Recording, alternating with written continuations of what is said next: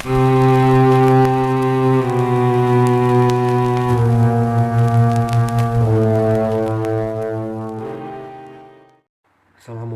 warahmatullahi wabarakatuh. Di video kali ini saya akan membagikan sebuah kisah waktu pendakian saya di Gunung Lawu. Bagi kalian yang menonton video ini, jangan di skip karena ada pesan moral yang terkandung di dalamnya. Dan juga jangan lupa klik tombol subscribe untuk terus mendukung channel ini agar kami dapat terus membagikan kisah dan pengalaman kami. Gunung Lawu yaitu terkenal dengan keterpencilannya. Itu pula yang membuat Lawu kental dibalut nuansa spiritual. Bagi saya, Gunung Lawu punya tempat tersendiri di hati. Hargo Dumilah, titik tertinggi Gunung Lawu, adalah puncak tertinggi kedua yang saya pijak setelah puncak Ogal Agil Arjuno. Petualangan saya pertama kali ke Lawu juga sangat berkesan. Akhir bulan Februari kemarin, saya memulai petualangan ke Gunung Lawu yang dimulai dari Pare, Kediri. By the way, saya Ilham Farid, saya asli Bondowoso, Jawa Timur, tetapi sekarang saya sedang belajar di kampung Inggris Pare, Kediri.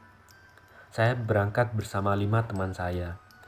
Kami berangkat menggunakan bus Mira dan berhenti di pom bensin Palur. Setelah itu, kami dijemput oleh Bapak Sugeng, relawan Ceto di sana. Sebelum mendaki, kami bermalam di base campnya, Lawu Barokah. Keesokan paginya, kami start mendaki pada jam 7 pagi. Sesampainya di base camp Simaksi, kami diberi peta pendakian Gunung Lawu via Candi Ceto. Selain itu, kami diberi arahan sama bapaknya. Ketika sampai di Pasar Dieng, kami harus lewat ke pertengahan antara 2 gapura di sana.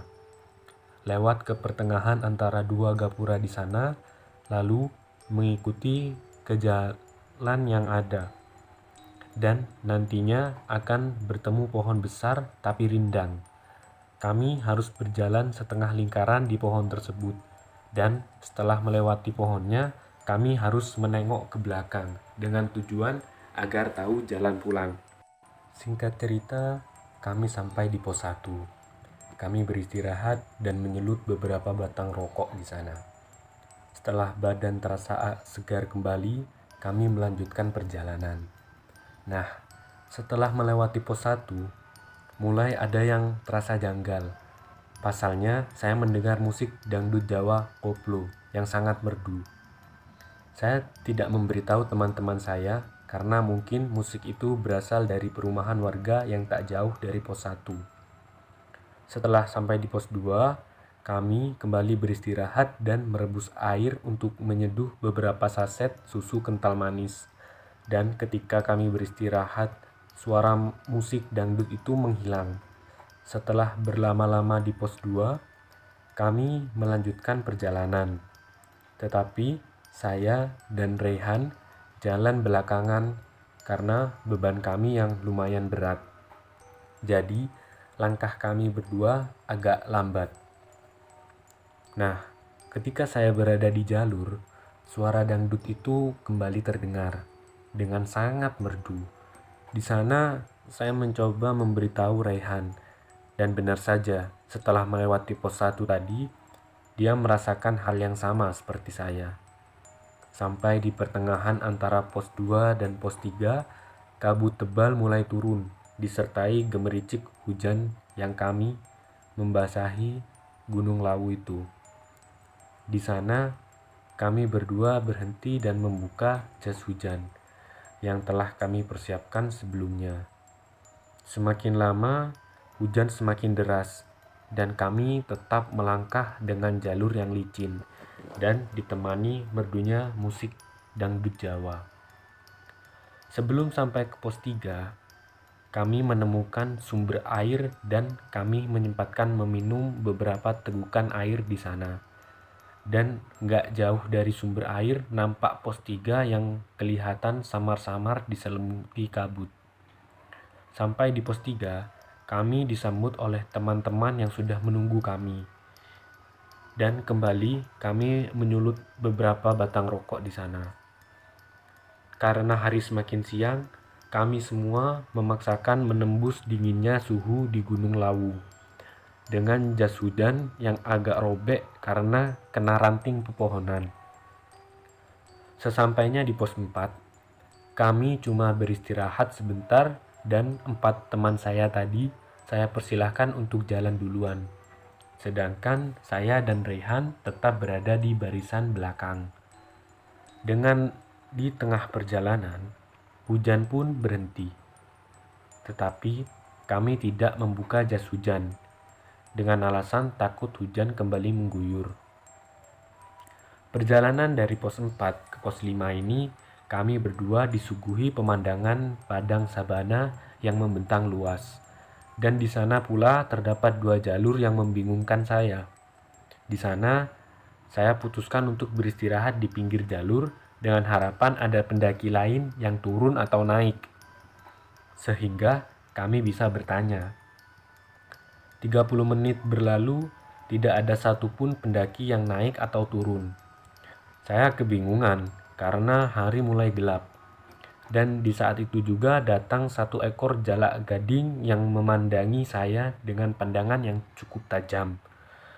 Menurut artikel yang saya baca sebelumnya, kalau didatangi burung jalak gading, kita tidak boleh mengganggunya. Dan menurut mitos yang beredar, burung itu adalah jelmaan Kiai Jalak yang bertugas menjaga Gunung Lawu. Dan di saat itu juga burung jalak tersebut mulai berjalan. Diikuti langkah kaki kami yang pelan-pelan. Dia menuntun jalan kami dan yang dilalui adalah jalur yang kanan. Tidak berapa lama, burung jalak itu pergi dan bertengger di pohon ranting di pinggir jalur. Nampak pos 5 di hadapan saya dengan 1 tenda berdiri di sana. Kami berdua mengucapkan terima kasih kepada burung jalak tadi menggunakan bahasa Jawa, matur suwun, dan kami beristirahat di pos 5 beberapa menit. Anehnya, suara musik dangdut tadi masih jelas terdengar di gendang telinga. Beberapa menit berselang, kami berdua melanjutkan perjalanan karena camping area sudah menanti di depan. Dan setelah menempuh perjalanan selama 1 jam 30 menit, kami berdua sampai di Gupak Manjengan atau camp area dan 2 tenda telah berdiri dekat genangan air di sana. Rupanya itu adalah 4 teman kami yang telah sampai duluan.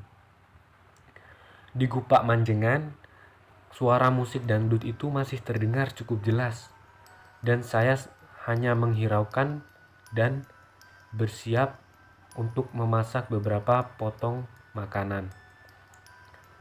Malam tiba.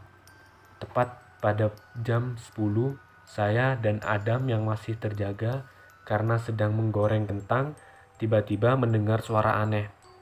Suara itu sangat jelas terdengar, tetapi saya tidak tahu itu suara apa.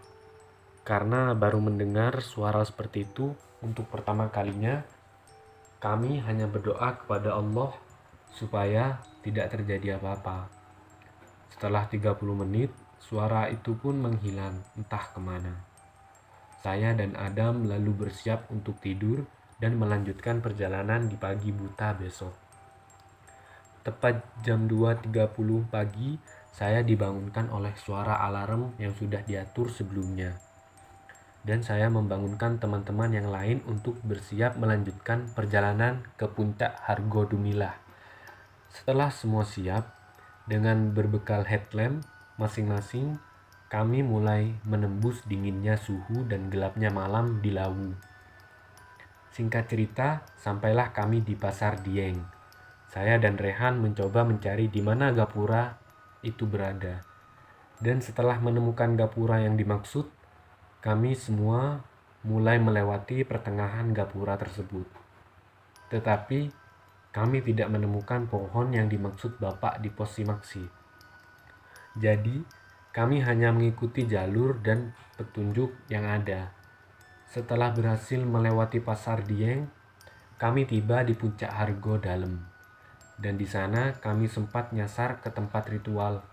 Di Hargo Dalem, Adam berbisik kepada saya bahwa dia merasakan hawa yang sangat hangat ketika melewati pasar Dieng tadi. Tidak berselang lama, kami melanjutkan perjalanan menuju titik tertinggi Gunung Lawu, yakni puncak Hargo Dumilah yang memiliki ketinggian 3.265 meter di atas permukaan laut. Alhamdulillah, tidak terjadi apa-apa, dan mentari menyambut kedatangan kami di puncak Hargo Dumilah. Setelah puas foto-foto, kami turun dan singgah di warung tertinggi di Pulau Jawa, yakni warungnya Mbok Yem. Dari warung Mbok Yem, kami melihat hamparan awan yang begitu indah.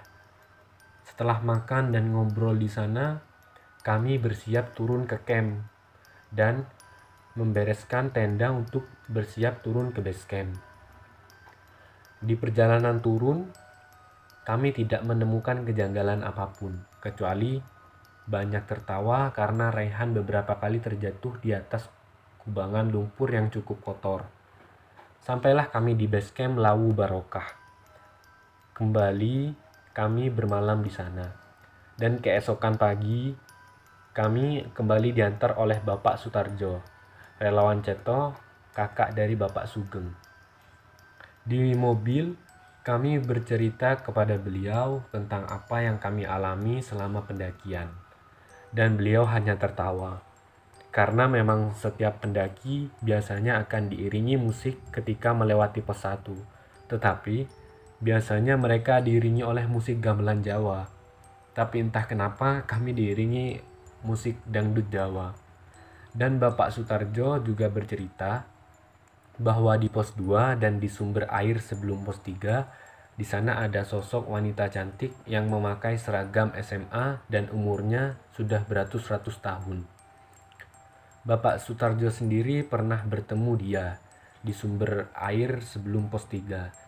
Dan ketika bertemu dengan Bapak Sutarjo, dia sedang mencuci baju. Setelah bercerita panjang lebar, sampailah kami di tempat pemberhentian bus. Dan tidak lama, bus yang kami tunggu datang dan kami mulai naik. Setelah itu, kami tidak sadarkan diri karena terlalu capek sehingga tertidur pulas di dalam bis. Nah, cukup sekian cerita yang bisa saya sampaikan kepada kalian semua. Semoga cerita ini dapat menambah wawasan bagi kalian dan ambil sisi positifnya dan jadikan negatifnya sebagai pembelajaran buat kalian semua. Terima kasih telah mendengarkan kisah saya dari awal hingga akhir. Semoga kalian mendapatkan hikmah dari kisah ini. Kurang lebihnya mohon maaf. Wassalamualaikum warahmatullahi wabarakatuh.